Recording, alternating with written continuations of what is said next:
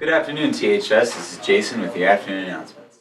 Interested in athletic training? The Athletic Training Workshop, hosted by Gunderson, will be Saturday, November 16th from 9 to noon in the PT Gym.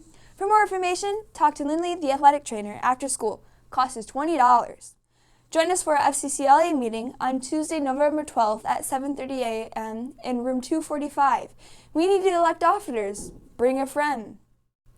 Students, please check your email for opportunities to help volunteer at a senior center by shoveling snow, raking leaves, and/or mowing grass. This is a great way to help your community and get volunteer hours. HOSA is hosting a blood drive in the small gym next Tuesday, November 12th from 8:30 to 1:30 p.m.